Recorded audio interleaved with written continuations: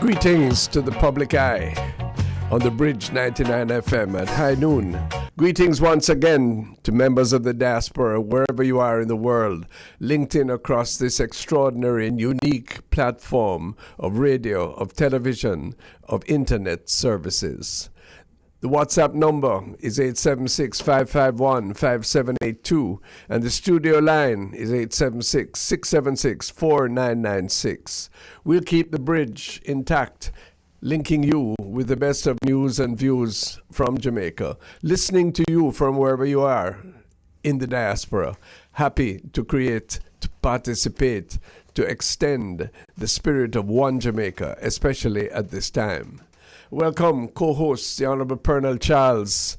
He joins us every week to join in the discourse, to add to the wisdom, to set out the principles, to make sure that we're lifting up Jamaica, one nation, one people, despite all of our differences. Thanks so much for joining us. Remember that you can download the mobile app for the Bridge from the Android Play Store and the Apple Store. It's the Bridge 99 FM. Today, in a few minutes' time, we invite the noted economist and financial commentator Ralston Business of Real Business on Power 106 to talk to us about this global minimum tax that is about to be instituted all over the world, whereby the tax havens of the past will be indeed a thing of the past, where some of the revenues that people earn in Jamaica but avoid paying tax for will have to come back here. And then there's the issue of the solvency and financial health of Petrojam, which I'm very concerned about. Petrojam borrowing money from the government of Jamaica because the banks won't lend them anymore.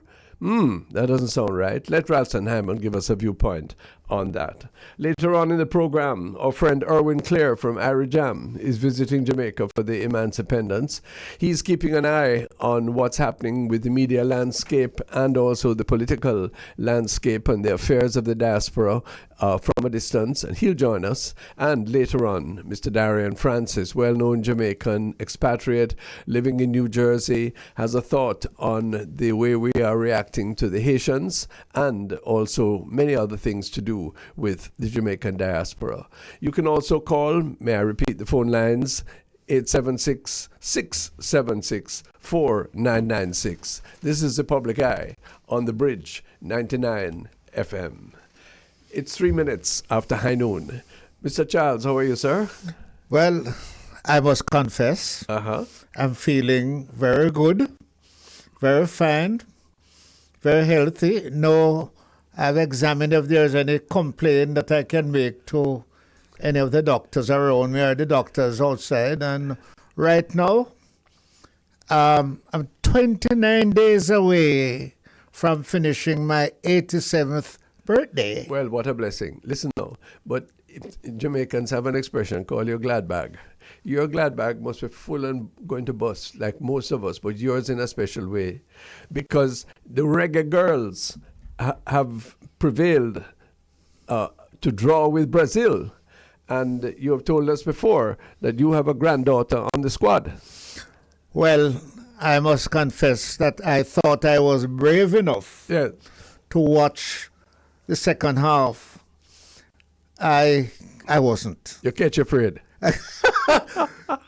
Grandpa, you look like you was like you was in the room with my father. You catch afraid. You catch afraid. I was so nervous. Yes. Listen to this, Jamaicans in diaspora. Pernell's granddaughter on the squad. The squad is playing in Australia, and they are about to draw with Brazil and keep their place in the quarterfinals and put Brazil out of competition. Send home Brazil. Yes, can you imagine Jamaica send home Brazil? Can you imagine? Have mercy. France and Brazil we held on to. What is this? I just want to tell you something that you don't know. Right. Something special has happened to the administrators of football in Jamaica. Not the government, no. I'm not putting this in government. The people who are in charge of football has inspired the footballers to such a place that they have or your friend there that comes on every now and again. Yes. Who is now General Secretary of Dennis Chung. Chung. I think he has something to do with and of course the other top guys, you know. Uh-huh. And I can only say my daughter and my stepdaughter has asked me not to discuss her unless I'm discussing the team. Which is she takes after my grandmother. Excellent. Because humble. She don't think that she should be exposed any different from members of the team, some who didn't get to play but are members of the team. Yes. And it's a team spirit. Very good. And I like that. Indeed, I like that indeed. But much. then we will allow you your special pride. But you know, and we won't dwell on this, but there is a strong feeling on the part of many Jamaicans that we didn't treat the girls correct because they had to go and raise their own funds to pay some of their expenses for this tournament, and that in fact we're only glad now and everybody praising them when they do well, but we didn't give them the kind of support they needed beforehand. You know what her father said about that? What? Said that if he'll now say to Jamaicans, let us make a better cooperation and contribution to them. I mean, don't quarrel about yesterday.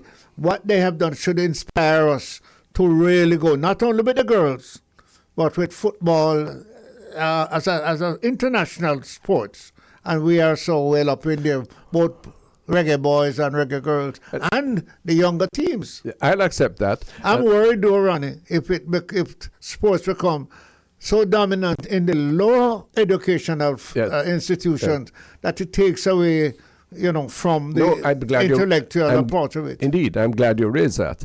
Sports are an addition to a wholesome education. They're not a substitute for it. No. And this is and it's only you can only go but so far in it. Remember, Indeed. It's not a lifetime. No, for most people, except for 1 and 2. Exactly. You're not going to make a living out of the sport. Of course. No, this is a point that has been made by Dr. Lascelles Graham himself, formerly a captain of Jamaica's football team, where he sees an untoward emphasis being given on sports, where schools are importing players and giving them money incentives to go to, in order to be able to advance the likelihood that the school can win Manning Cup or can win champs and so on. And that is wrong.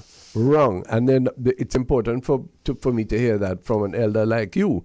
I share that view entirely, and I agree with your son's position in that with regard to the particular. Well, somebody just called to say if it's you tracing.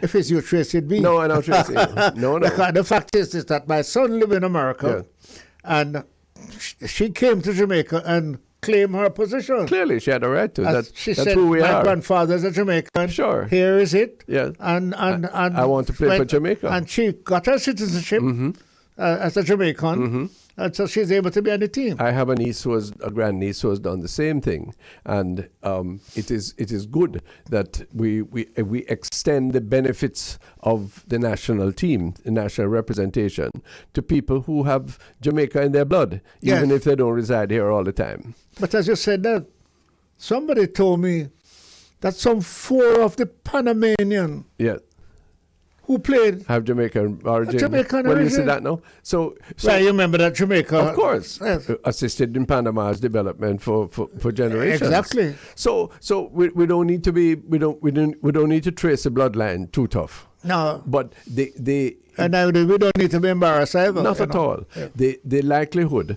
of sponsorship is something that is always going to be difficult because. Companies that give are looking out for their advertising quid pro quo and for the benefits that they can get. And the pickings are small by comparison to the needs. Now, the government needs to support, but also the government needs to support so many different sports. Yes, and at so many different levels that, again, I don't go with the vitriol and the cussing and Prime Minister should shut his mouth about congratulating them because I'm never get them enough money. That's nonsense. There's no point doing that. I agree with the position you put forward, your son put forward, that we forget about yesterday and look forward to how we can wholesomely support our athletes in the future. Well, I don't know, Ron, every turn I hear of a Jamaican team young team, overseas, playing for Jamaica somewhere, either running or playing cricket or football. Or netball, volleyball. Maybe it's good. So long as I said and as you have expressed, so long as you keep your eye on what happened after 35 years. Sure. After that, you are not able to run up and down the field, so that you can keep it in your head up to. Sure. So that's very, make very sure important. that Let's the head balance part it. is covered. Let's balance it. I adopt what the principal of, much admired principal of Kingston College, Mr. Mary, said when somebody said that KC is a sports school. Yes. He said, no. KC is not a sports school. KC is a school where sports is played. There's a big difference. Yes, because it means one of the items in KC's wholesome development contribution to the development of a child is sports. That's right. But no, Rolmers is also indeed champion too. Yes. Yeah, but then the balance is very important. It can't be tipped over. I don't think that she'd be embarrassed if I don't call her name by saying that she has a son in a parish. I won't call the parish either. And Mr. Charles, I was so glad when I hear a man from Kingston coming down to watch them play football. And guess what? I got a call that they want to speak to me about my son. They want to assist him by taking him to Kingston in a higher school, accommodating him, and see that he's... And that guy came, they gave him a place to live, they make sure that his school is number one, and he's on their team as a good footballer. Him can read and write? Huh? Him can read and write? Oh, of course. They make him can read and write. No, make sure though. And then what about those who do not have that opportunity? No, Ronnie, we must object to that. Yes. Unless if you take the child from there, you're able to not just clap when he kicks the ball or run the race. But you recognize that after that, which is not very far from now. No. He needs it in his head or his hand somewhere. Yes. So once you're going to make a rounded child out of that, go for him. I have no objection. I'm in agreement there. But just to use him up for his kicking ability or his swimming well then let ability. him kick for him school where he is. Yes, that exactly. Suppose Usain Bolt had been lured out of William Knibb. Yeah. Yes, it would be a different story. Of course. No, but what he has done is to bring prestige and honor to his country school. Oh yes, where he attended. Yes. And that's why when you go over to St. Elizabeth and St. Elizabeth Tech, and I call the name, yes, you should. And Monroe, and they right around to your Westmoreland places. Yeah. Let the children stay if they are able to satisfy. Sure. Educationally, sports for them school, and parents can assist. And realize that the spirit of sports is hearty competition, not win at all cost. I don't know. I want you to explain that. My man from Reddit don't understand that. I will after we have a chat with Ralston Hyman. Ralston, greetings. Oh, good afternoon, sir. Nice to have you, man. Thanks again for joining us. Good. Pernell's granddaughter is one of the reggae girls, you know. Okay, great. So he's blushing as obviously as a black man can blush. Yes. He's looking at my heart to see that the pumping station. Pumping hard. Ralston, and one of the questions that is fundamental to the economy is why is it that the people like those in the creative sector can meet world standards while the people in the corporate sector and the political class can meet world standards? Exactly. Yes. That is very, very important for us to be able to ask that question, and indeed we can interrogate that a bit. Ralston, we wanted to get from you and for our listeners, especially those in diaspora, your usual beginning commentary of the state of the economy now. Government appears to be flush with money. We're getting a whole heap of taxes. And are we spending it the right way? Do we see the growth in the economy? Why do we appear, apart from our best efforts, after all of the best efforts, why do we appear to be stuck in a 1.5%, 2% growth matrix and not even that being inclusive? Okay, so let's start at the beginning. The downgrade by Fitch of the USA today from AAA to AA plus the policies being pursued by global central banks, means that interest rates will have to stay higher for much, much longer than originally anticipated. It means that the Bank of Jamaica in Jamaica can't bring down the interest rate without having a run on the dollar. So it means we are stuck. That's one of the reasons why we are now stuck back within the average 1% growth rate of the last 40 years. That's on the monetary side. On the fiscal side, which is the Ministry of Finance, the Minister of Finance is collecting more taxes than he's projecting for, but very little is being done in order to stimulate the real sectors of the economy. So what we're seeing is that we are still stuck within the 40-year range of 1%. The IMF recently revised our outlook from the nonsense that they were telling us about 4 and 5% to 1% on average over the next 5 years. So what we need to do is to see a shift in fiscal policy. Nigel Clark needs to change what he's doing about just having debt reduction as the major objective of macroeconomic policy, because that's a very narrow view of what fiscal policy is supposed to be about. But, Mr. Hyman, let me ask you. Rani said that we are stuck in the 1.5%, 2%. Not only Rani said that, the IMF says that too. Say that again? The IMF Not says only that Rani too. said that, the IMF also said that last week too. Yeah, but as far as I'm concerned, isn't that an improvement and from where we're coming?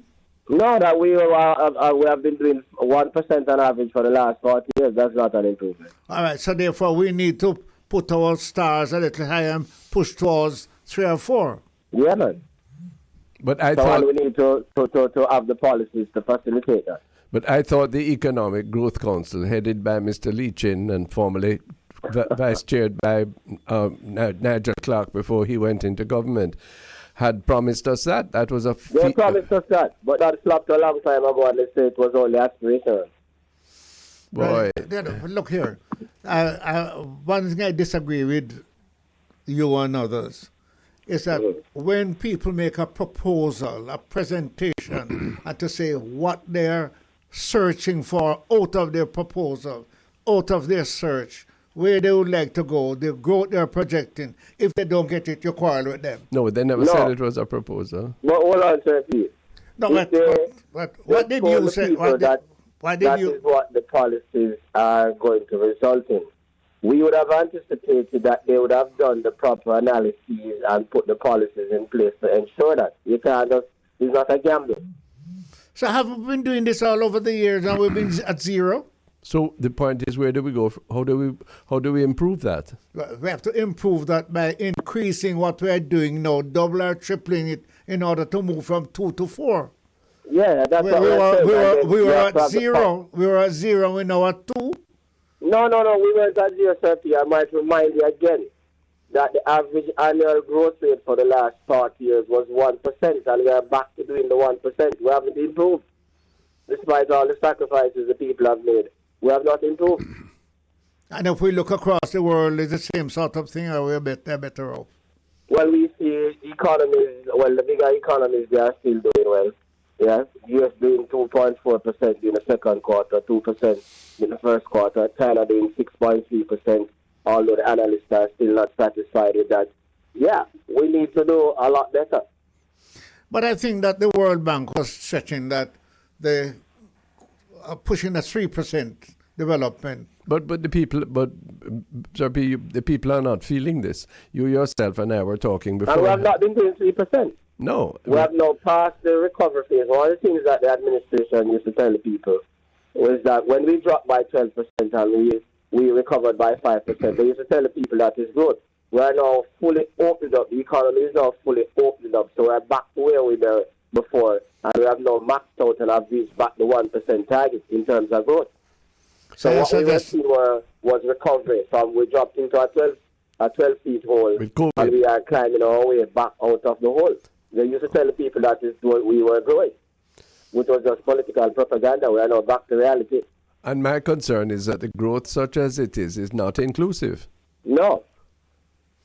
Some people are doing very, very well, and some people are not doing well at all. They're the majority of the people are not doing well, and the minority is doing well. No. So, Mr. Hyman, I said something to my colleague here this morning that bothers me as a trade unionist. The wage increase to minimum wage workers has gone, well, not only to minimum wage, but not only to domestic workers, but right across laborers and so forth. Now, there are some who are not working, and there are some who are not working under any of the items that the government put their hand on, like domestic, this, they're outside of it, so they don't get it. However, the producing class has increased their prices to everybody. The unemployed, those who didn't get employed but didn't get an increase, and those who got the little domestic the increase, to a point where I have asked Ronnie a while ago, and he wants to ask you, would we have been better off if we didn't get an increase? If they didn't get an increase and they didn't increase prices, right? Those who are not working and not paying increased price, overall, what would be the position? You're an economist. What would be the position? Tell us. The prices. Well, the system that we operate, one of the things that the IMF chief economist said last week, that's the Frenchman Pierre-Olivier Godinchas, is that profits have been growing so fast that even when the workers get an increase, they are still way behind. Prices and profits have been growing so fast that even when workers get an increase, they are still getting poorer and poorer because of the increases in prices and profits are outstripping the increases that they are getting. Yeah, but and that's a global phenomenon.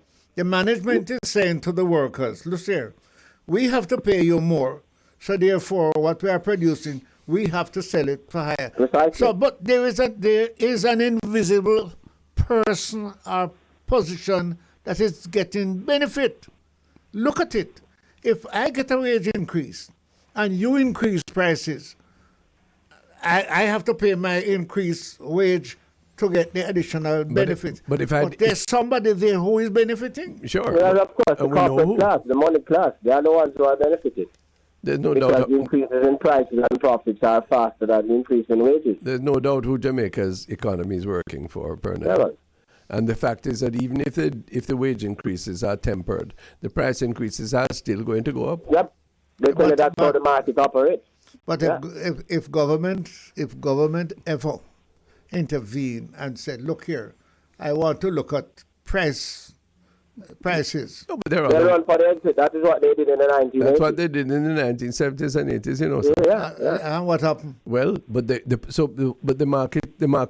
free market does not, if left unregulated, does not produce justice. You know, it produces inequality. Yeah, regulating it in this society. What has happened? We have regulated already. What has happened? No, we haven't, you know, sir. No, we haven't. Take the bank charges, for example. Yeah.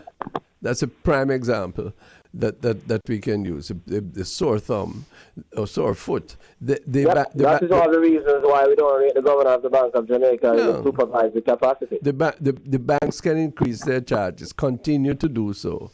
Yes. Now have a credit card that you have to pay $75,000 to just get one.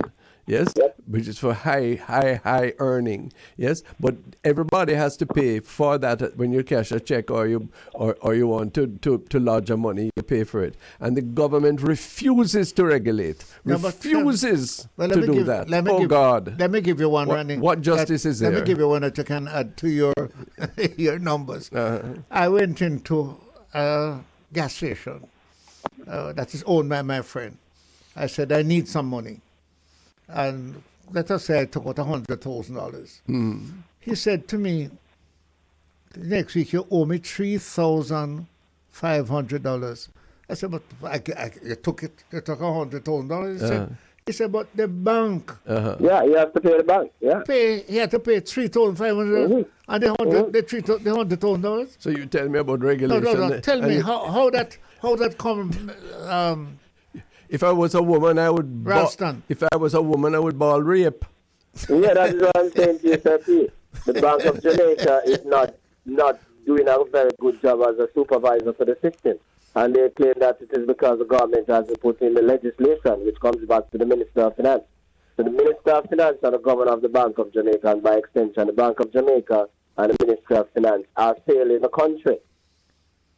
Well, you know, the point is, for the people out who are in the majority, is there a credible hope that in their lifetime they will see better, that they will see opportunities that they for upward mobility? The straight answer is that they don't see that anyway. So they say, boy, no better than anything or anything. That's their philosophy. Yeah. But let me ask you, is the majority of people in the country have to deal with bank? Do they have a banking situation? It's not only the bank situation, it's the food situation, it's the transport situation, it's the security situation. Yeah, man. It's all of those things. And here how they intersect with the banks. Who are not working, they get remittances. So they have to intersect with the financial sector at some point in time. So they are ripped off by the financial sector. Then there's a problem with food prices. Then there's a problem of them afraid to getting killed. So while commissioner should be dealing with crime, he's there dealing with the chairman of the police federation. All of those things. So the people feel so oppressed, but then just say, yo, no better than anything or anything. Right, that's what the people think right now. Clearly, and that reflects in the people who vote. It reflects in the people who migrate. It reflects in a general sense of alienation, of which Archbishop Gregory spoke of on Sunday before all of the officials in the Emancipendent Service. And it could be different. Tell me now, before we go on to broader issues, the issue. But I like what you're going to ask him. Give us an idea what he suggests could happen. Well, I think the regulation as to when you say regulation, the man operators don't understand. Tell us something. I believe a cap can be put on bank fees. So, and according to the law, not even going beyond the law. That's one. I believe that we can emphasize food production to have some measure of ease on food prices. I believe that spending our doubloon joint worth of foreign exchange on bringing in, on fattening Japan and Singapore and South Korea with more and more cars, yes, is a mistake. Especially, I believe the quantity of fuel that we are spending is unsustainable. I believe that we should be investing in alternate energy, with every dollar that we have. I believe that scraping off the topsoil of Jamaica and giving it to companies who then claim they can't even pay any taxes for it is a mistake that our generations to come will curse us for. And those are the things we are going ahead. Well, you see, Ronnie, you this don't have a political line, because it's right across the situation. Which is in both. So when is the political class going to defend the interests of the country? Well, it's not the political class alone. What about the private class? The private interest? But they have the political class is working for the private class, and the private class are the ones who want these things. The political class works for the private class. The Minister of Finance operates more like the president of the Bankers Association than the Minister of Finance of all Jamaica. The governor of the Bank of Jamaica is conflicted. He operates on behalf of the people in the banking sector rather than the governor of the Bank of entire Jamaica. Who's really acting for all of the people? Who's defending the common cause in Jamaica? That's what I want to know. Because I am uncomfortable living in a country of increasing inequality. Increasing inequality year after year, and we so bright, we who have 3 meals a day know where we're going to sleep, we'll throw up our hands and say we can't do anything about it. And the first question we ask is, if don't it is happening elsewhere in the world? What kind of foolishness is that? Where is God with us? But you make a statement which I want you to. I'm not going to go along with you. Okay, sir. That nationally. Yeah. From Macedonia, where I was born, to Kingston, where you were born, is there increased inequality? Of course there is. Now, hold on. Yes. It's getting worse than ever before. There has been tremendous advance from when you left Macedonia, sir, to now. But there is huge and yawning inequality. The person who went to got into Campion College this September, where your children and my grandchildren go, yes, is hugely more equal than the child who goes to Holy Trinity High School or Donald Quarry.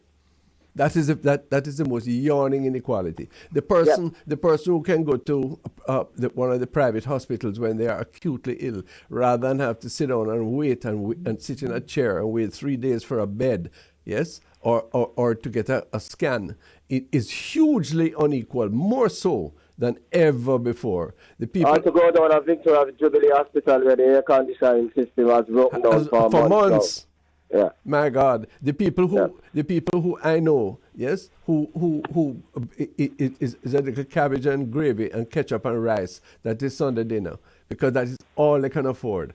Thank God for what they do with it. They're hugely unequal by comparison to the people who are earning $30 million a year. To where we are coming from, right? Oh, man. Yes. Yeah. No, there's no doubt. But the trouble is the government is satisfied. The ruling class for both political parties are satisfied with this. Them say we can't do nothing. And as far as them not do nothing. But Ronnie, take the political class that me and you are in. And the private class that our colleague here, Ralston, is in. They take their lead. Their purpose is not the common good. Their purpose is to increase their return to shareholders. Make as much money as possible. Yeah, they don't have they don't have any national mandate. They say they do, and to the extent. What do you mean they don't have a national mandate? If we don't purchase their goods, how they survive? No, that is as it should be, sir. That is the ideal. But they know we can't do without them. Yep. And they twist that screw, and I'm not saying they're evil people, but I'm saying that is the nature of the system that we are caught in, and that we need to break out of. My question is, where's the leadership coming from? Where's the insight coming from in this regard? Where's the morals that will lead you in that direction? And I segue right now. But Ralston, Hyman, Petrojam worries me. Petrojam is a company which brings in fuel for every use and petrochemical products, and they price them, they sell them. We have no choice but to buy what comes from them, and they find themselves now in a position where the banks say that they're not going to lend them any more money. So government, we, the taxpayer, have to lend them some money. Yes? There's no alternative to that. Why? If the bank's not lending them. Why the banks won't lend them? No. The banks are not lending them because the banks say that they are not managing the place properly, so the management should go. Okay. We shouldn't give them taxpayers money unless the management goes, because they bought oil at $120 per barrel when our oil was maxed out at $110.50 per barrel, and then now they say that they made a mistake and we have to pay the difference. They got kicked by Petrobras, so the management should go. They have no clue as to what is happening in the market. But anyway, they price it at on the basis of what they had to pay for it or decided to pay for it. We still going to have to buy it, you know. Yeah, man, I know. We're still going to buy. The management should go. This is a company that is paying golf course fees, so that the managing director can be connected. This is a company where the highest officials in the land make sweetheart deals which are secret with somebody's concubine. And you expect me to be happy when $5 billion have to lend them? Yep. What the hell is this? Yeah, but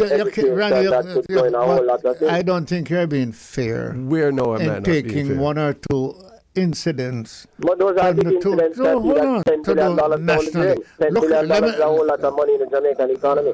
Let me say the point. For 4 straight weeks, we have had massive decrease in the price of petrol. Massive, sir? Yes, $6, $3, $2. Last week, it went up back $1 to $6. No, but even nobody said anything when those 4 streets. No, but hold on, sir.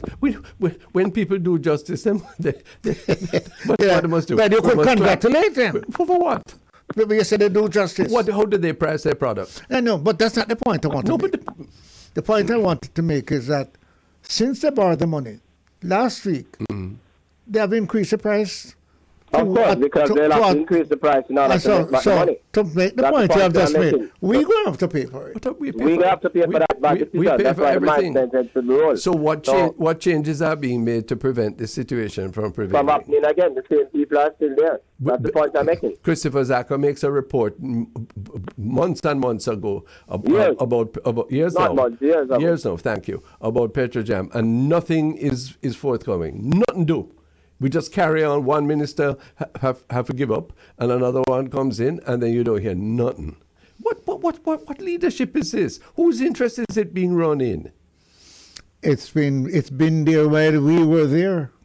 It's been there while we were there, and it's still there. We are not there. Now, what can we do from where we are? We can't be hopeless. We must call upon those. There's the parable of the good steward in the Bible, you know. Ralston, he's gone back to the Bible. But I never leave it. I have no objection. Yeah. But I said to Randy this morning, Ralston, before you go on, I want to show you, because to be honest, I think that the smaller people, and that's a small now in terms of terms and condition of surviving, right? Income. The income. There was a minimum wage increase given. You made the point, you know. And there was Price gone up too.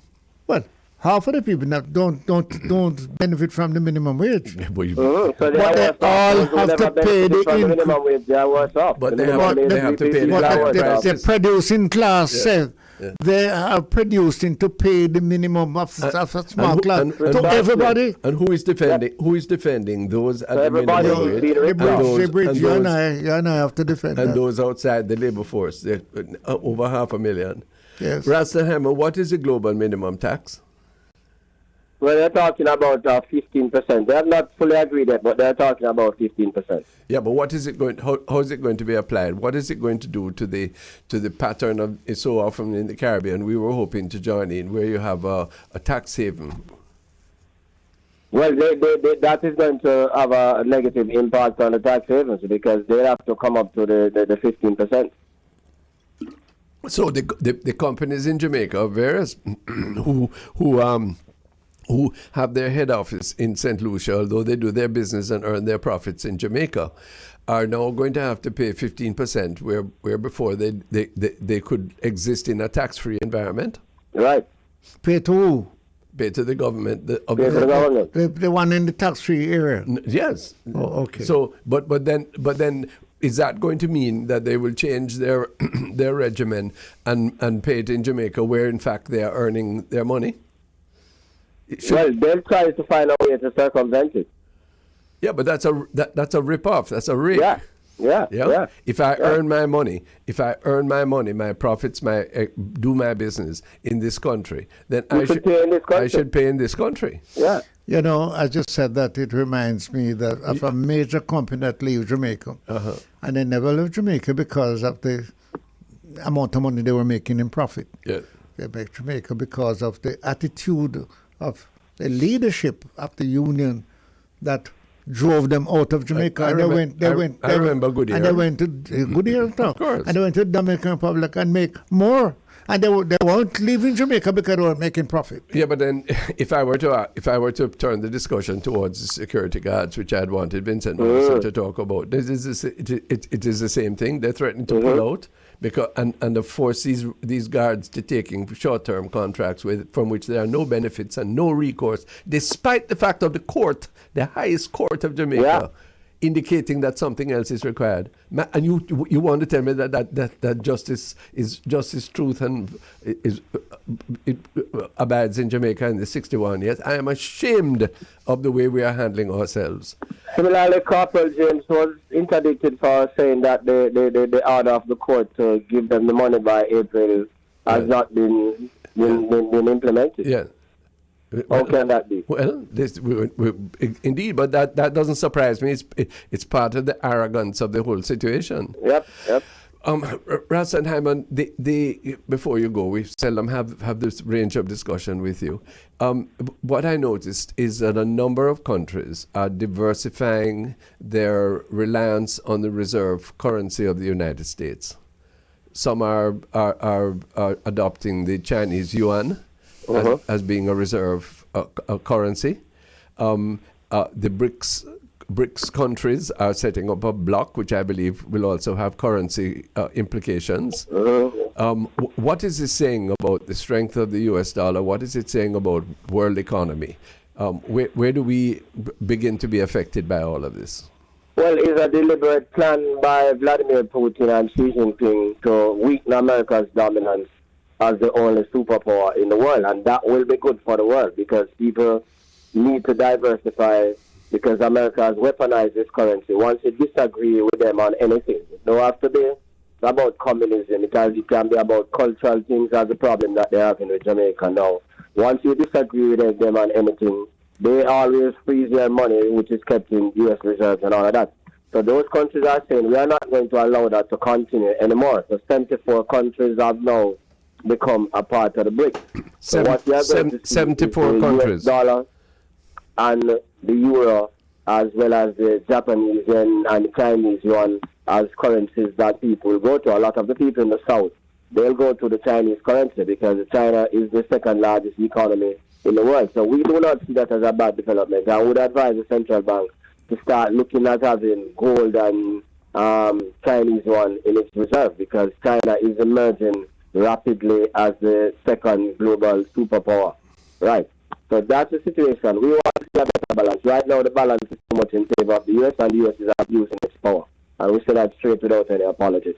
The downgrade by Fitch would also help that more people to move to other currencies because people are saying every time there's a problem in relation to the US debt ceiling, you have this politicking and the world is on edge because the US dollar is the reserve currency.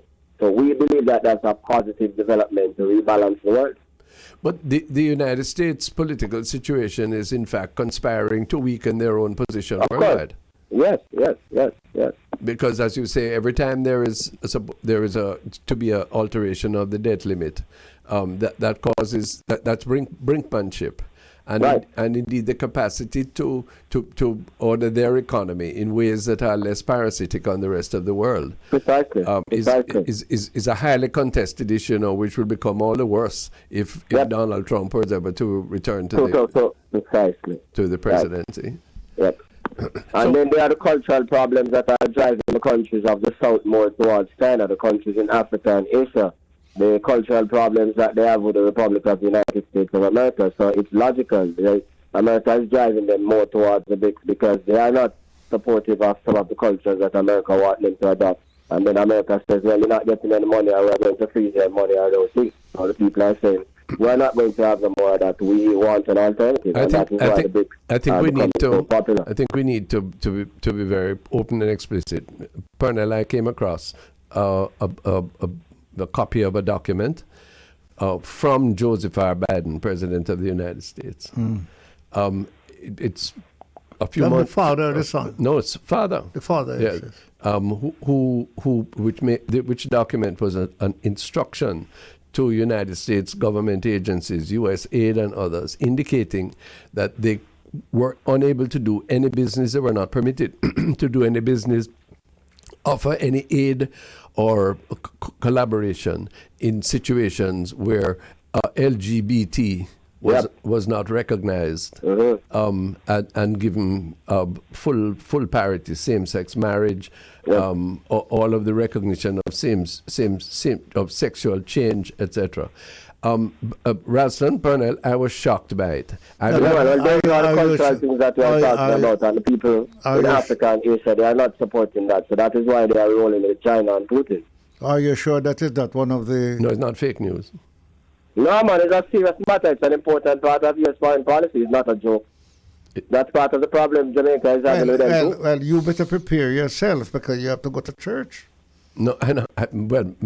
Because definitely my preparation is to say that nobody should be discriminated against, but the sacred institutions of our culture and of our belief system are not going to be overturned by any United States president's fiat, no matter what the cost. Yep. No, I'm not sure my government agrees with that. And so far, they've taken a reasonable step.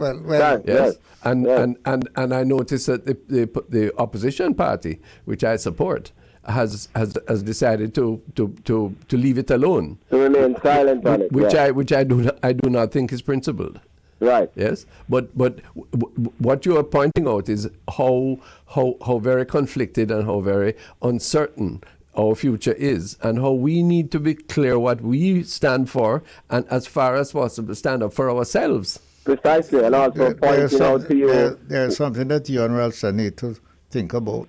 What's that? Since you have faced it and I have faced it. Mm-hmm.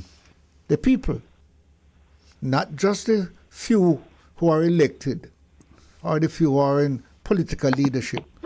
The people. Mm-hmm. What is the position of the people at these positions? There is no doubt. Because if you tell me... absolutely no doubt. I know if you go out there and tell the people... They are not into that. The majority of the Jamaican people, they are not into that. The Jamaican people not into that. And they are not going to say...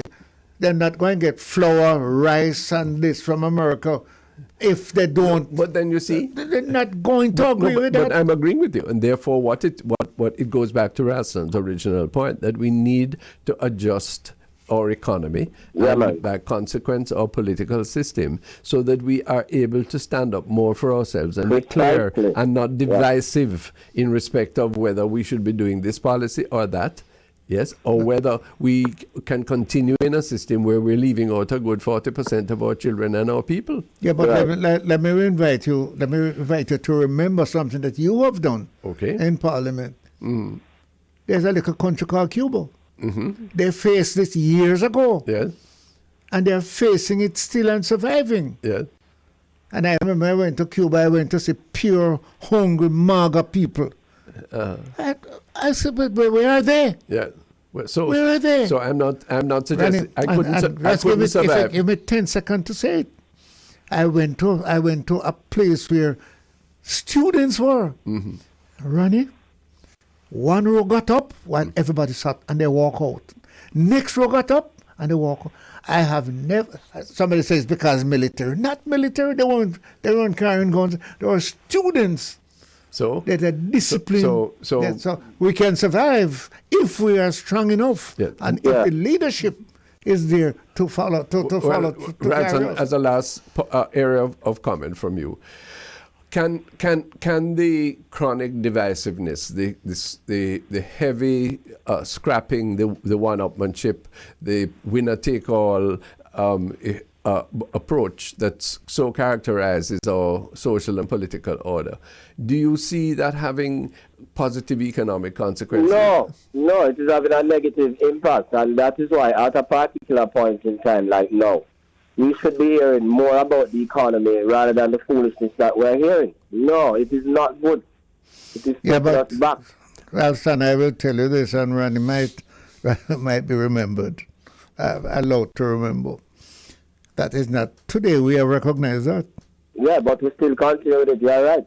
And I am not sure that we are anywhere further than we were 10, 15 years ago when we said that the present political system. So I'm sorry, I'm going to be blunt now. So what we have to celebrate for the 61st anniversary coming up? The 61st anniversary, that's all.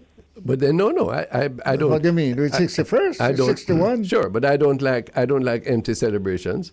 I don't like people who, when they're divorced, nonetheless celebrate their wedding anniversary. That makes sense. Yeah, so we need to reflect on these things and change them. Yeah, you know, you're a nice guy, but you're not nice or something. You mean somebody has divorced, but they are celebrating their anniversary? No. The thing is pure form and there's no substance, or there's insufficient substance. Yeah, no, insufficient substance. The enemy is outside. We need to get ourselves together and start dealing with things. We call that the sun is hot, but we see no move towards renewable and solar energy. All of those things. We need to do that. The energy bill for the first month was 532 million. The trade deficit was 1.7 billion. That's for the first 3 months of this year. Ralston, so we're on the same road that we were on last year.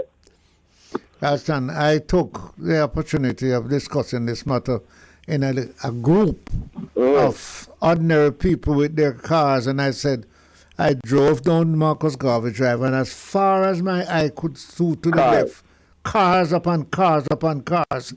And I went into Mandeville because I heard that there, at almost every house there is a car lot.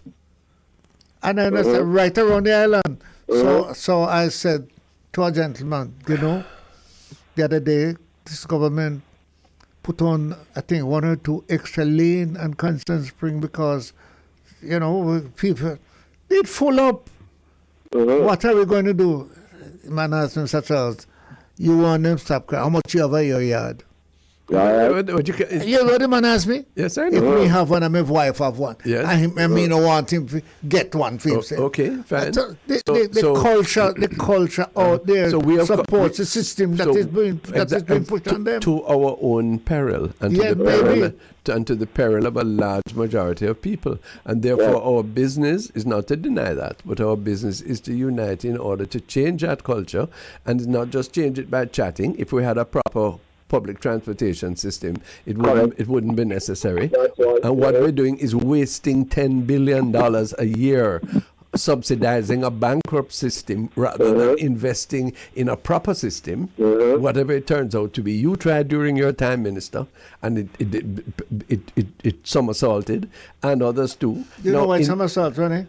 Because the system that we operate depends on the majority of us. So when do you... And the majority of us love it. So now, either they love it or they can't manage it. They can't do better. Yes. So now, when have you heard, whether it is our civic leaders, the PSOJ and the JMA, or the church leaders, or our political leaders, when have you heard them talking about these systemic difficulties, these changes? You want me to tell you when? When? Want me to tell you when? When? At the end of the year, those who have to publish their accounts, that's where the answer is. I don't see that, because all I do is I don't see publishing those accounts. Have you seen any that is not billions of profit? Have you seen any that don't have billions of profit? Yes. So, and so we clap them and give them OJ and move on. Precisely. So why don't the Minister of Finance says that the banks who fund transportation, production, agriculture, renewable energy, they'll have a lower tax rate than the banks who do that. That's what they're doing in Guyana. I don't see. Look, I didn't know that. Doing in Guyana. Yeah, that's what they're doing in Guyana. I rate the former Minister of Agriculture, whose surname is Charles, and the present one named Green as two strong, nimble young men. They should resign from their post in the cabinet unless there's some change in the in monetary policy that allows for capital to go into agriculture. Precisely. There is no capital that's available. None. Irfan Ali is doing it in Guyana. Jamaica, we have bands of money to put up high-rise buildings that we can't support. And buy cars. But we can find no capital to put into agriculture. No, but let me hold you on one of the points. Hold me up. The high-rise buildings are not being done by government. No, the government. Hold on, sir, please. Yeah. They are being facilitated by those people who have the money. No, sir. You're wrong. Hold on. All right. Whole lot of money. Go ahead, Aaron. Hold on, sir, people. Yes. A whole lot of the money also coming from the banking system. So we know some of those are being funded by illegal money, but a whole lot also coming from the banking system. Money that should go into production. That's what they're doing. We need a new focus on production and export. Yeah?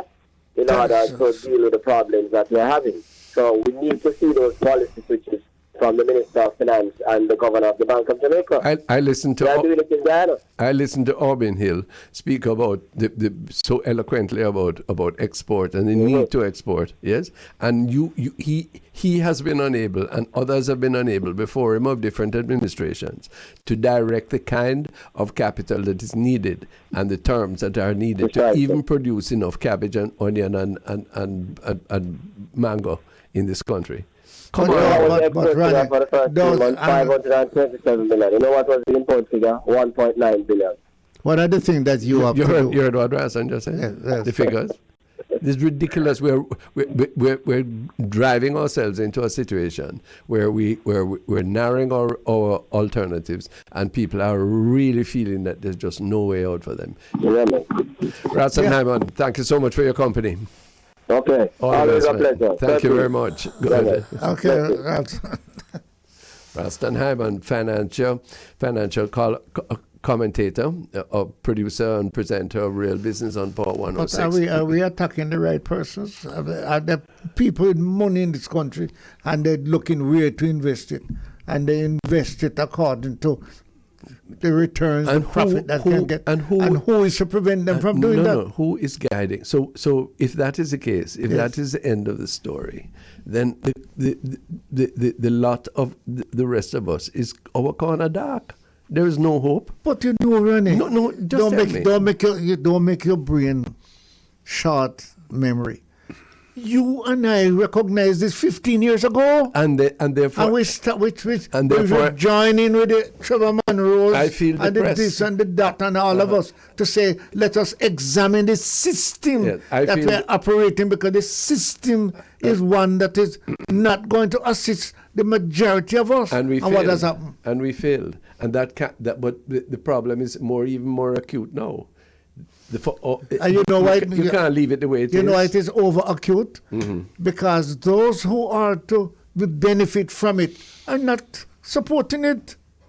The majority of people in Jamaica who need to join and a change to get the thing move forward, not interested. So is the people neither at the then? top, I am not. I don't want to be recorded as saying it's the people's fault. I need you to recognize that. No, there are undoubtedly many things that have to be changed at the level of the ordinary Jamaican.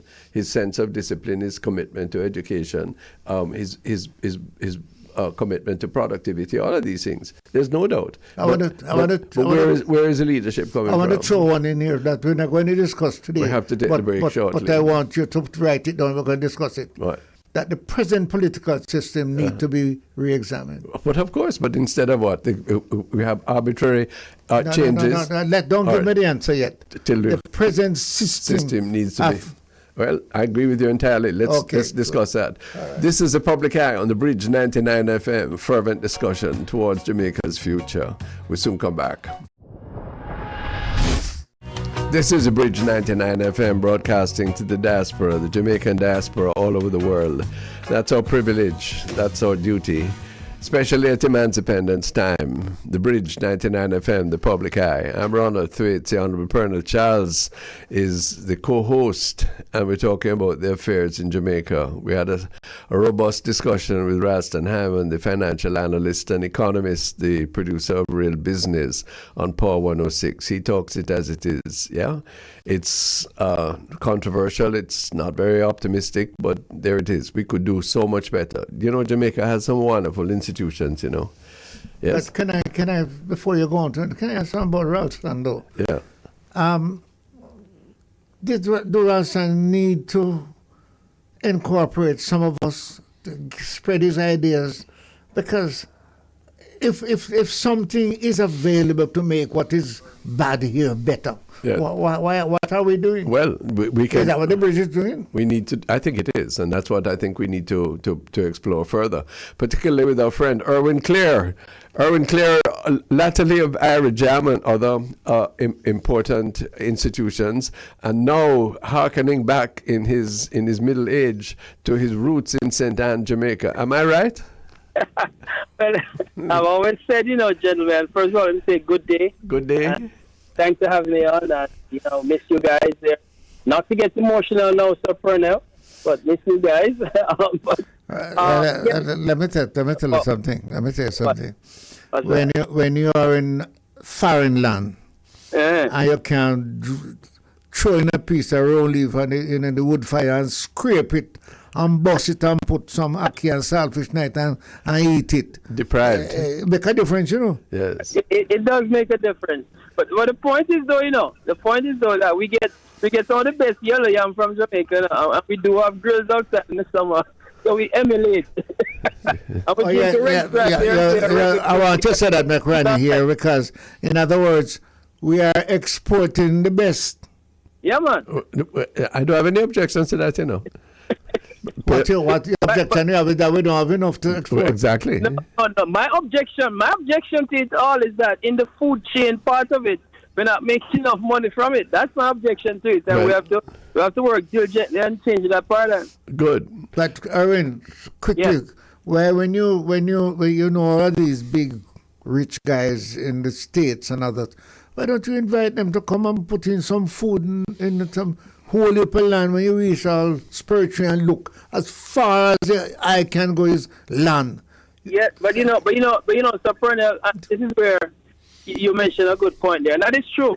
There's an organization called Farm of Jamaica. A gentleman, Mr. Curtis, as we speak, is in the United States because that's mainly most of the time that's where.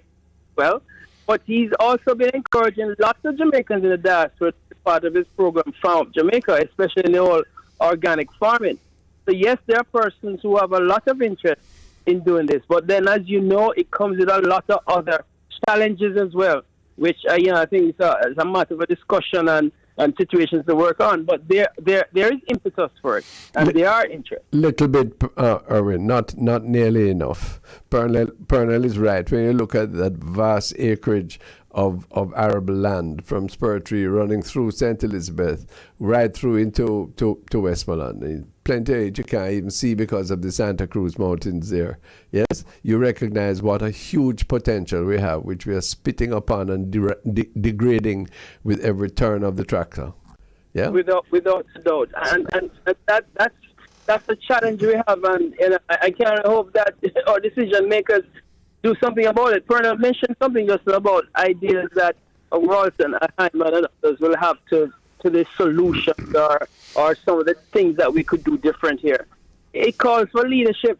It calls for people to realize that we can embrace ideas from different people as long as the ideas work towards the goal, and that is for a better Jamaica. Erwin, let me tell you something. Mr. Clare, I saw a little man, you see. Him don't go to no high school. Him don't go to no university. Him not a renegade big man. And you know what he said to me? Mr. Charles, don't we is an island? Say yes. Don't we sit down upon water? And I said, what do you mean? He said, sir, you know that some man can dig and find water. The bigger man them need to come out here and dig wells, man. And you know it's true, Mr. Clare.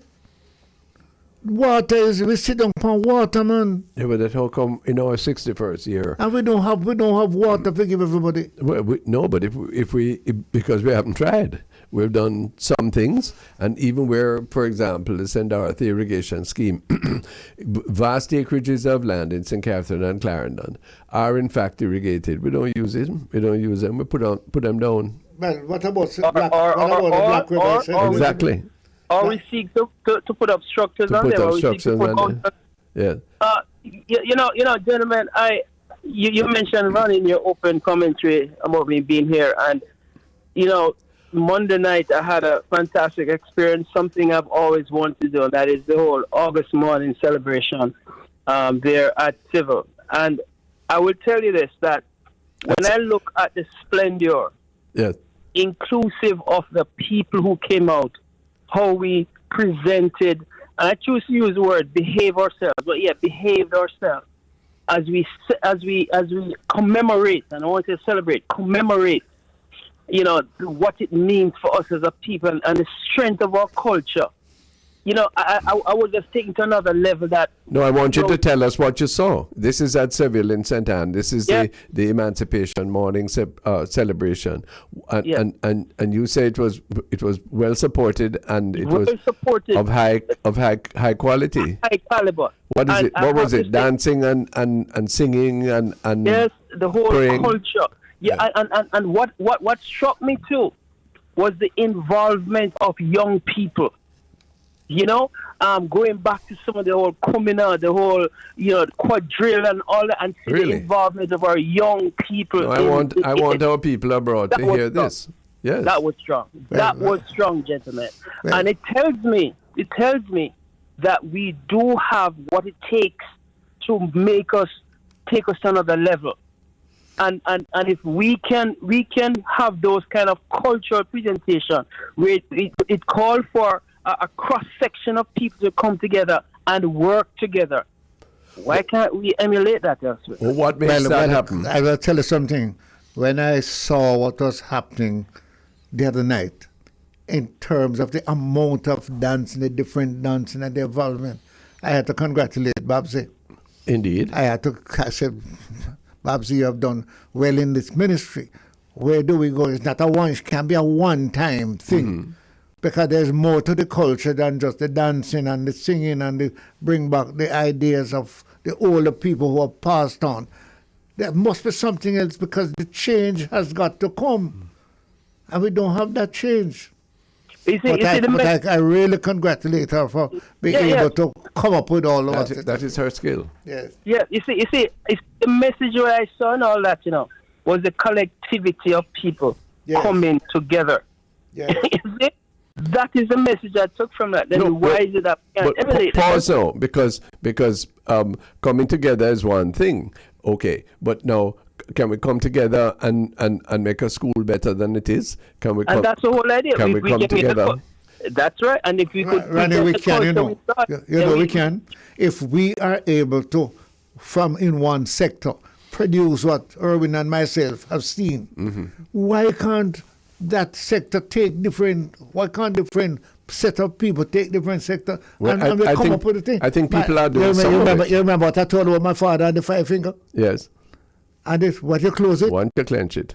Once you clench it, you can't knock out anything. Yeah. But when you open it, right? They can't work. They have to work it together. So many people, many communities, many yards are doing justice. They work miracles of collaboration, of survival. Okay, but the leadership is not there. The leadership is look here.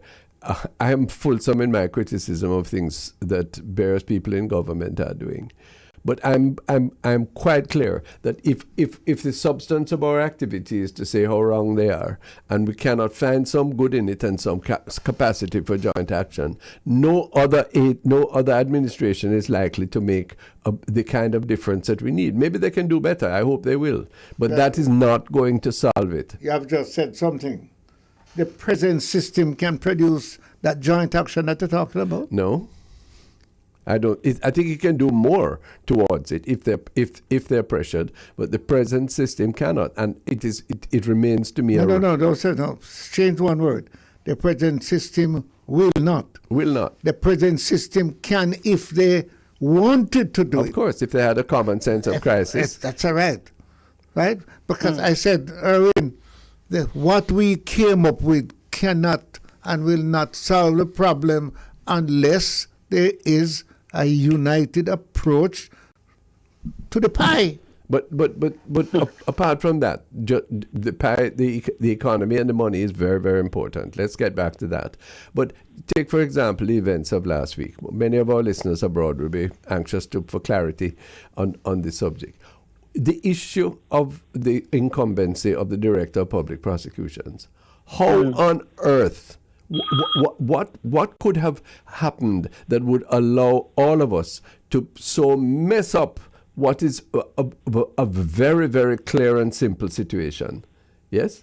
How on earth could it be that we end up now with a discredited institution with somebody who the government wanted to extend her tenure, who clearly cannot continue?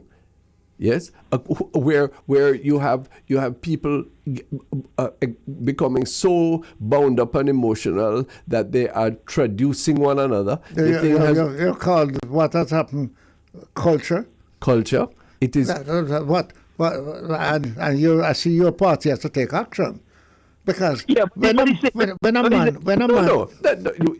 you don't even need to go into that one. But it's a part of it. But of course it is. If it weren't, it should never have said this to a gentleman like that. No, but it would But please, the whole issue should never have even allowed for anything like this. It should never have come to this at whatever. Yes, that is an excrescence that undoubtedly has no place. Deserves condemnation, has got it. Yes, but Ronnie, I remember when some of the people who are calling now, yes, used to deride Portia Simpson Miller. Yes, yeah, and call her all kind of things. Yes, and debase her because she was supposed to be an uneducated black woman, incapable of leading. And then find their mouth now, you see, but they didn't find their mouth then. So there's certain voices of condemnation, of criticism that I will listen to because I have some record. There are others who have forked tongues. They won't hear from, they won't deal with them at all. Listen, we shouldn't be having this discussion at all. That's right. You see, because when you said Portia, I thought you were going to say Pernell. Well, could I do so? Oh, yeah, but hear me now. Oh, you forget. You take it, Irwin. You see, and Pernell introduced it just now, and that's a distraction because those peripheral things that have taken place, which should be, should not have to even have any found its place into this dialogue, has now taken away from the original stuff. It's like the kid who comes in, who starts the fire, runs away, and then said somebody else to start the fire. No, the point is that how do we get to this whole situation with DPP and the whole situation of the extension of contract? No, that to me is cause some major concern and needs to be addressed. And I think that is a challenging situation to the nation right now as it relates to other public officials serving in capacities of importance in this country. Well, Erwin, let me tell you what Ronnie and myself would have said 15 to 20 years ago. The present system, what you're fighting for, the ultimate of what you're fighting for, if that is not changed, you will never have any difference. Listen to me. And the right fighting the left and the left fighting the right, because we are fighting for. So we're done with that? No. But no, we're not done with it because me and you start long time and we're still there. Yeah, but the solution the people looking for. It's a solution. Look here, and it is possible. It's their new generation. No, it is, and the new generation has no time and patience for that. There are some fringe elements of them that want to go in and preen up themselves and make a whole heap of money by whatever means. Yes, that can't help everybody. Well, it can't help everybody. It is incumbent on each of us to use the very limited time we have. So what I said earlier, that there need to be an examination of the system. There need to be an examination of the system, and as to whether or not it needs a change right now. It should never. The whole. It shouldn't be, but it is. So let us go from here. Yeah, but the whole situation where the government brought in that constitutional change should never happen. Shouldn't do it. Yes? And you're saying that because that happened, what else happened? Well, of course. No, it does not to excuse. It's not to excuse it, but you have to go back to first causes. It should never happen. Right. It mustn't happen again. Let me ask you this though. For many of us who are on the sidelines and looking in and not having the complete story, what is the resolve now? How do we get from this morass here? How do we move forward on this? Well, let me tell you, the law, the law is no doubt going to come into effect. Yes, that extends the DPP's tenure, and if she wants to. But hello, something as important as that can be the decision of one social person. No. I am asking. Hello, sir. Yes. I mean, you're asking if she doesn't want to. If she doesn't want it, she don't have to. No, slavery done. But it should never reside there. It should never allow one person, particularly the person who is the center of controversy, that she should be the one deciding whether she stays or not. And that is, in fact, what we have crafted in our distorted way out of this whole thing. What the hell is that? We're brighter than that. And therefore, no. Supposed to be having passed the law, what is it going to be? If she stays, I don't know how she's going to manage the department. And everybody outside is going to say she's there because she's a JLP person. Everybody. Why she's JLP? But of course, because who put her there? Who make her stay on? And then what? And so what you have done is to demean the very institution that you wanted to enhance because of the politics. Because of the politics, yes. That's whole. So what you do it? You say the politics demean the person. No. The exercise of the politics by the government by doing it the way they did it. Okay. And one side don't take all the blame in this. Look, you can Because you can apportion the blame any way you want. Yes. At the end of the day, do you have a stronger DPP's office institution than you did before? The answer is Ronnie, obviously not. Ronnie, let me ask a question now. How injurious is her position now going forth as it relates to, I've heard many times the main position fighting crime, the whole situation of crime and violence in Jamaica and the need for a strong DPP, etc., etc. How does that impact decisions that will fall out of her office as relates to persons in sentences? We pick up where a particular individual was challenging a decision made by her because of her first extension. How does this now impact other cases going forward? Well, frankly, that case that was brought forward was a pure stupidness as far as I'm concerned, from a legal standpoint, okay? But the fact is that where you have an incumbent who is placed there, kept there, given the decision finally whether he or she will continue to enjoy the office, yes, by a political regime, it is the obvious inference, the obvious conclusion that she's the favored person for that political party. That cannot help an institution which by its very essence has to be the soul of impartiality. So Ronnie, tell me now, if that person who you're talking about now is removed for somebody else, what political situation would happen to that person? To which person? The new one coming in or exactly, the old one? Exactly. Yeah? That is what you're talking about, the whole situation. Hello, sir. Yes, you now see up the whole thing. Yes. So it's the JLP going and the PNP coming in. No, the PNP. It's more, Whoever. far more than PNP. But we don't make the rule apply. We don't do it in a way that you have some consensus on it. Yes, rather than nasty up the whole thing, demean the whole thing, so that people have to go second guess the whole thing now. And then you talk about legacy. You must be a fool. Hold on, something has happened as you get to that. The cabinet secretary. Yeah. Have we come around to an understanding? Very good appointment. No, but you recall from where it comes. And the cabinet and the example of Brigadier Meade, who, when he was offered it, understood the controversy that was going to attend it. I know he was going to catch me on that. And step back. Right. Yes. And then step forward to become permanent secretary. That is another matter. I have not examined that one. But he acted in a way that was appropriate. Will other people do that? You don't know. Because but listen, the Prime Minister of Jamaica said something, you see, he just said it often. Institutions affect culture. The strength of institutions is very, very important.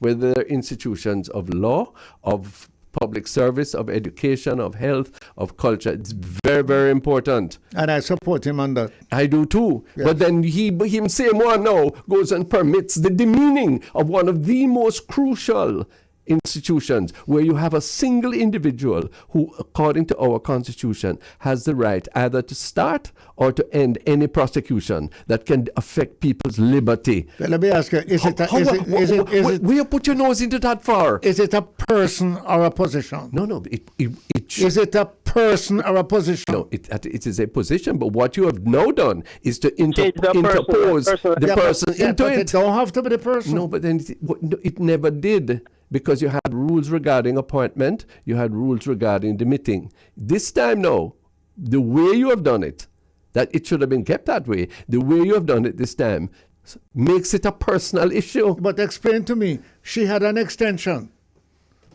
previous to this. Yeah. What was the way that was done? It was done by consensus.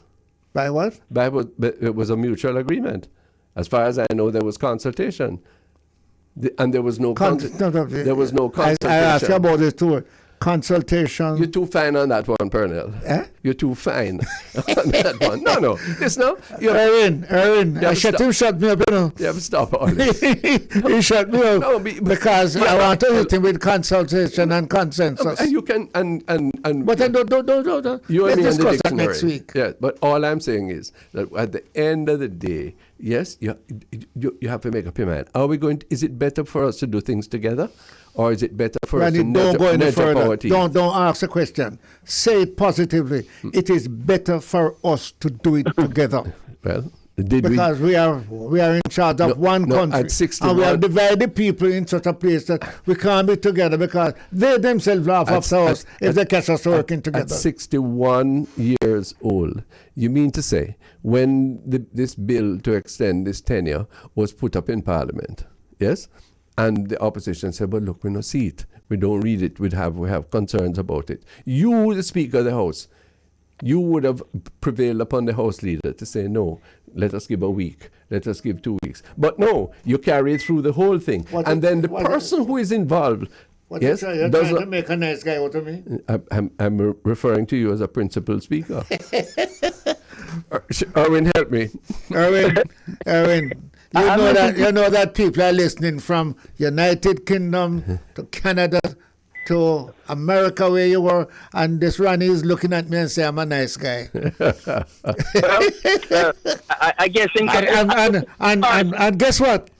Yes. The management of the station, the bridge, says exactly why they've asked both of us to come here and talk to the nation that are abroad, our diaspora. Because guess what? We feel that we're not heading in the right direction totally. We feel that we can do better. Yeah, man. I want to end, Erwin, by reminding us of a quote from Errol Barrow, the first Prime Minister of Barbados. He says the British constructed more than they knew. They built more than they knew. What did he mean? By contrast to our Latin American neighbors who have no tradition of institution building towards democracy, yes, the British at least set up the institutions. Correct. Yes, the institutions are important. What we have done is to operate them in ways that they underperform for the majority of the people. This is to do with parliament. This is to do with education. This is to do with health. All right?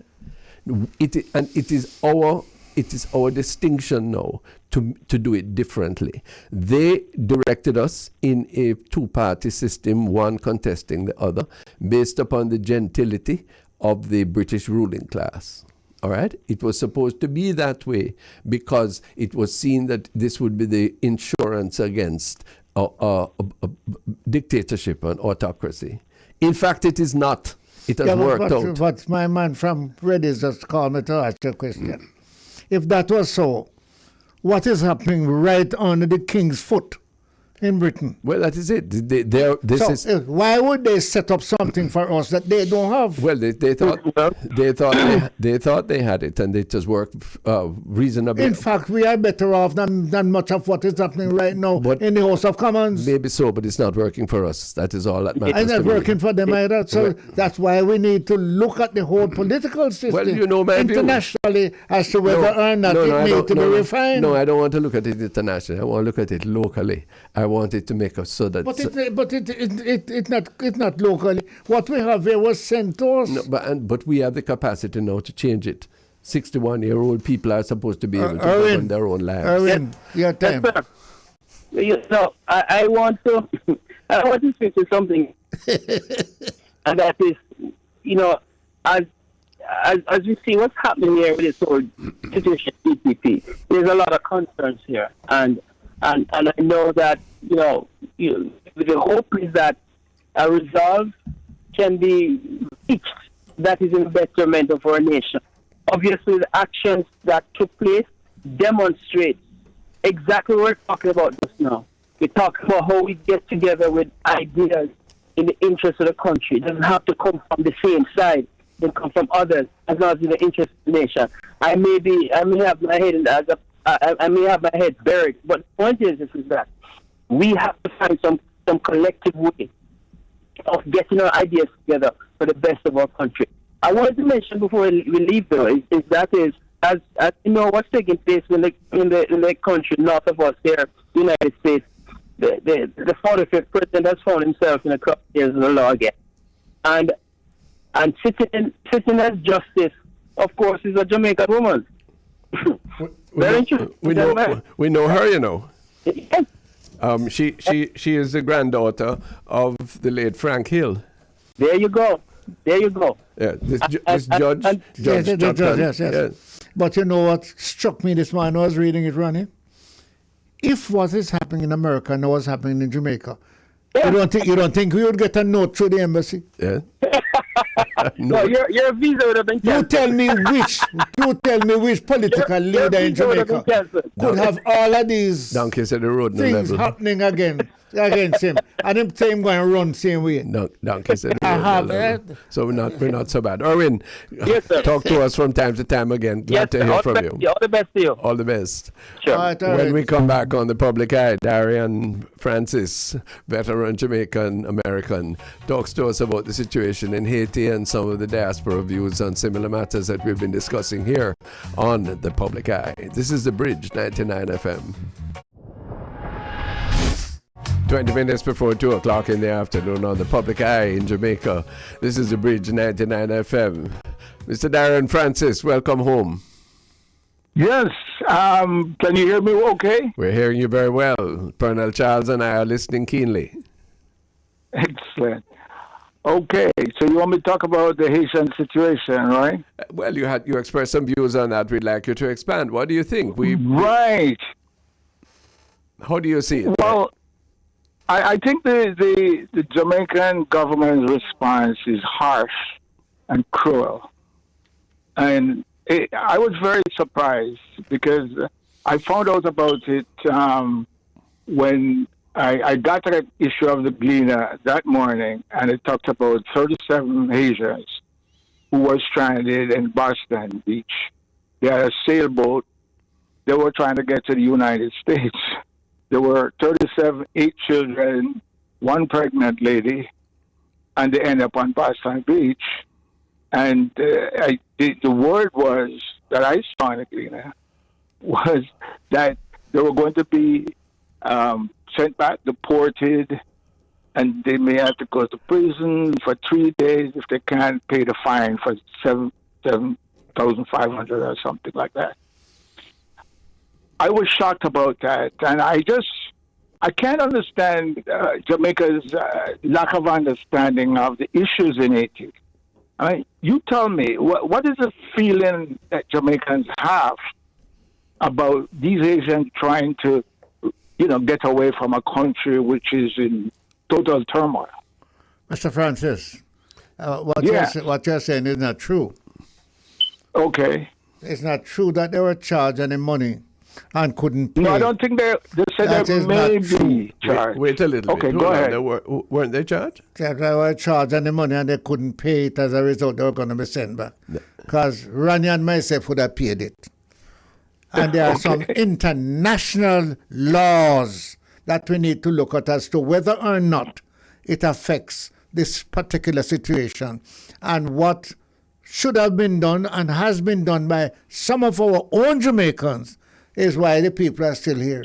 So Okay. I don't think it is fair to say the government tried them and they couldn't pay and they were going to send back. But that's not true. Wait a minute. No, that was the alternative. Wait a minute. Yeah. That was the alternative. No, thank God. The reason that the deportation was considered was because it was said by the Minister of Information that they had not applied for asylum. Yes, and somebody And calling him. and the truth is, Yes. that these people can't speak the language. Right. They had no legal representation. And Correct. fortunately, there have been people here in Jamaica who have now taken up their representation. Which they should have done from the beginning, rather than find themselves and getting at everybody else's business. And in my opinion, an important thing like this. Who is this? The Jamaican people. Yeah. But all of these organizations that come up. But on the fact both sides of the political. Fine, that's fine. Here is a very important thing. Yeah, but no, nothing. All of that is perfectly true, sir. Yes. But none of that can take away from the fact that there was a justification offered for excluding these people because they had not applied for asylum, and that justification should never have been put forward. What was the justification? That they had not applied for asylum. This was Robert Morgan, the Minister of Education, of Information. Yeah, but and it should never be raised. Let me ask you a question, Randy. You must welcome the stranger. You're an attorney, yes, sir, and a former parliamentarian. Yes, sir. When you land in a country like that, Uh-huh. and you are taken up by the security forces and Right. put here, what is the next step? I'm not sure. The next depends on the circumstances. My view is use this particular situation as a circumstance. Yeah, my view is that in the correct approach was to recognize that these people were fleeing. Okay. All of us recognize that. You and I recognize that. And having done so, yes, there should never have been any question of any charge or any possibility of them being deported. No. They had to go to court. No. Hold on. You can land in a country like that. No. You're a lawyer. You tell us. I don't. The decision to charge them is an entirely discretionary one. If you're landing in a country as you're done here. Hello, sir. The number of people Jamaicans who come now, Mr. Francis. The number of people Jamaicans who will come into the United States, yes, and land illegally. Them go before court. No. You use the word. No. Land illegally and were not caught. Land illegally and caught. They were deported. I'm surprised that you're correct, but I'm surprised at your argument. But let me tell you where I am with it. Hold the word. Just hold the word, Mr. Okay, let me my position very clear. I am in full support of. You and I decided that if it were called on, we would have find the money. Happy to not only find the money to pay for it, but to take some of those people in our own home as protection. No, so that is not a question. The government. Law, the international law that we have signed. What does it say? You're the lawyer. Yeah, I do not know of any law that made it mandatory for them to be put through that period of uncertainty. Okay. No, I'm going to check it out. Maybe I'm misled. No, and maybe I'm deficient. But what I'm saying is no. Let us decide. The fear is, Mr. Francis, that more and more Haitians, if you allow these going to be coming here, yes, more are going to be coming here. That is a reasonable fear. Yes, but at the same time, what do you do about that? I know today. I have some updates on the whole situation. If you guys give me a chance, I'll explain. Go ahead, man. Yes. Go ahead. Okay. So my personal response was you told there are us 37 people who came on a sailboat to Jamaica, and they need help. So what I did, I got in touch with the Northeast diaspora of Jamaica. Okay. So beyond the legal stuff, we're talking about the humanitarian stuff. What are they prepared to do? What we are prepared to do is to send whatever is needed, if it is needed, clothes, food, water, whatever it was. Okay, so that's good. What I found out, let me finish this one. So I did a lot of digging around. And the point is that we were ready to send stuff. We didn't want to get into the legal wrangle of whatever it was. So what's These the are human beings that need help. Yeah, man. You said so. So, right. So I got in touch. I finally found a guy named Marcus Gott. Yeah, man. He's a lawyer. We know him. Right. So he now is... I just spoke to him this morning. So he's been in touch with them, and he's trying to work out the paperwork, etc., that is necessary to get them through this ordeal. Okay? And what we decided was that we're going to use him as our point of contact, and he'll come back and say what the progress is, what do they need. They're in Robbins Bay, in St. Mary, at Seventh-day Adventist Church kind of thing, and we want to get the humanitarian stuff over to them. That's the point.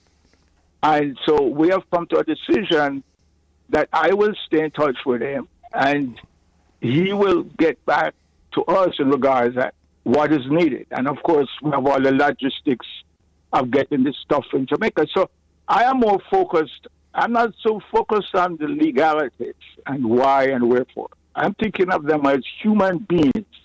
There are 8 children and 1 pregnant lady.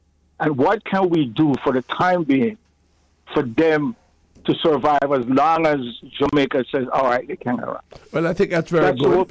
Yes, that's very good, and we're glad to hear that. And we commend the Northeast diaspora interest to do that. Yes, but we face in Jamaica, Mr. Francis, Mr. Charles, the same dilemma that the United States faces, where people come and they want to stay, and you are faced with the humanitarian need, yes, which you are putting first, and I agree with you in your position. That's the right way. But can a country simply open its borders to anybody who chooses to come? Clearly not. No. But I think there's a special thing about Haiti, and this is something way back in school days. In 1804, when the slaves won got their independence in a big fight with the French, and it changed everything. It did. The French decided they would punish them, and the Americans, the French, everybody has turned on that island since that day until today. And there's never been any serious help coming to them as a result. There are black slave units that overthrew the government, and to this day, they've been suffering. No, we know the history, but the same... Well, that's the point. So we should look on them not as people from another country who is coming here. These guys were on the seas for 2 weeks. They thought they were going to land up in Miami. That's true. And that's what I'm talking about. Yes. Mr. Francis, let me just say this in defense of myself and my people, which include the one beside me. 37 people from Haiti couldn't come to this Jamaica and hungry, and we don't feed them. Never. I'm not saying that. Hold a word. No. Hold a word. They couldn't want clothes, and we don't give them. I am not saying that. You don't have to get on the defensive. Hold on. We're not criticizing you at all. We're not criticizing what you have done. But what are you saying? Because other people from every part of Jamaica would like to do that.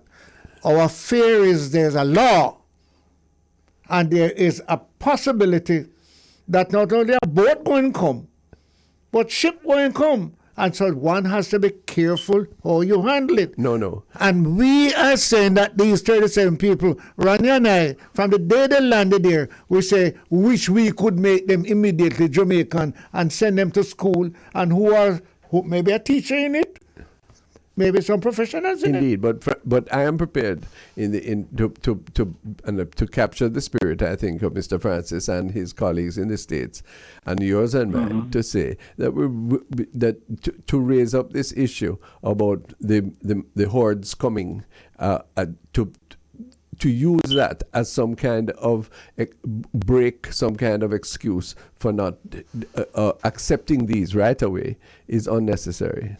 Yeah, but Ronnie, are you in a position to tell me now that these people have asked that they want to stay in Jamaica? Absolutely. And the government say no? No, the government is not, the government understands public pressure, and I'm quite certain that they're going to be.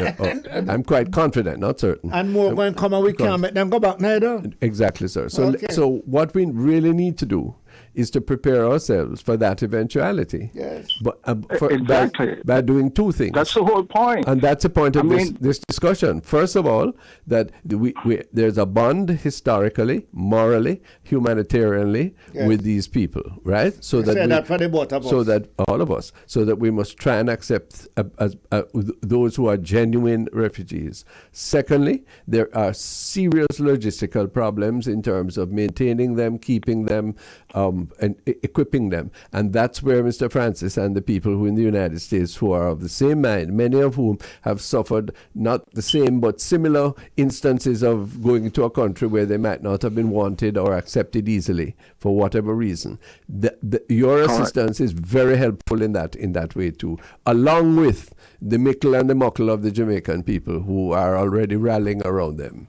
But isn't that a virtuous conclusion, Mr. gentlemen? Francis, you're going to answer before you answer. No, I agree. And I was never bringing... You don't have to justify anything you said.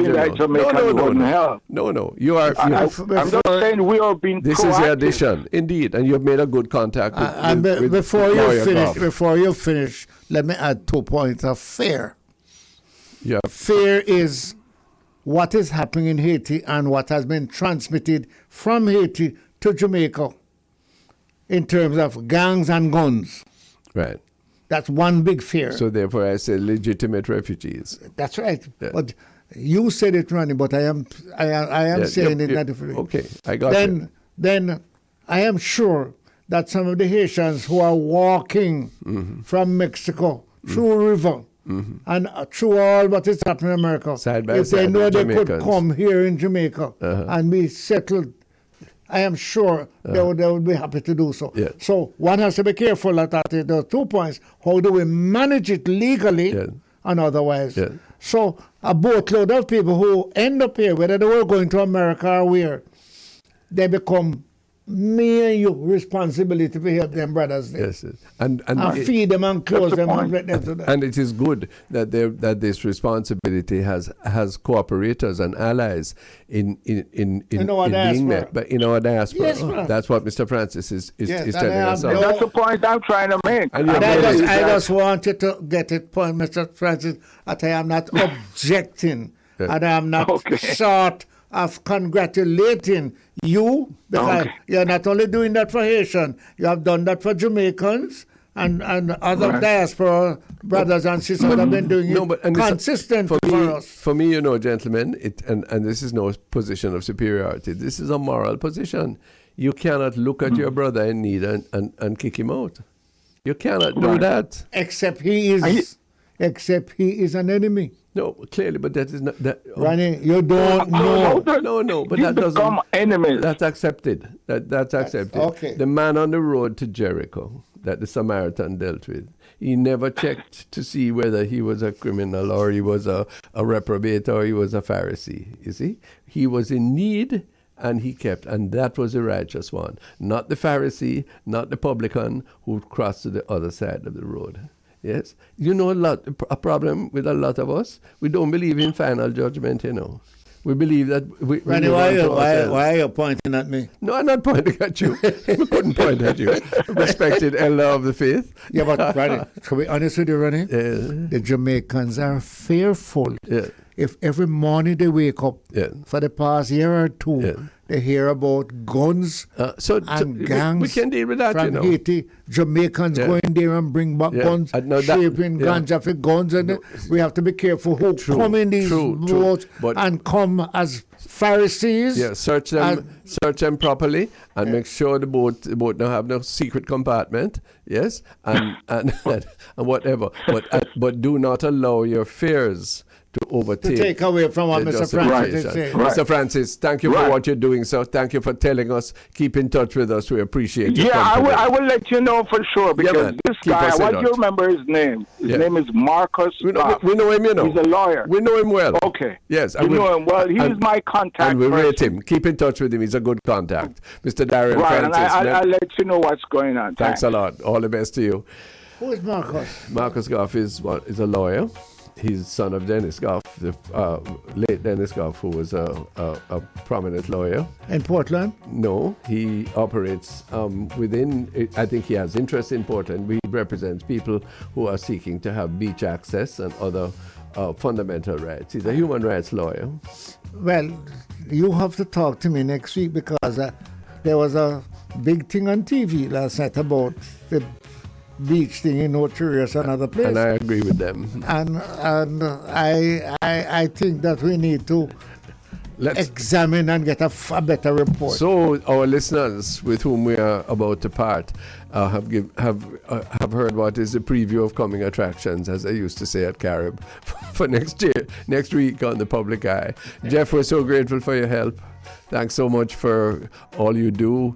The bridge continues to act just that, a bridge. Bernal Charles, thank you for your company and for your spirited reposts in all manners. And for all of those who listen to us, thanks for keeping faith. Enjoy yourself. Indeed.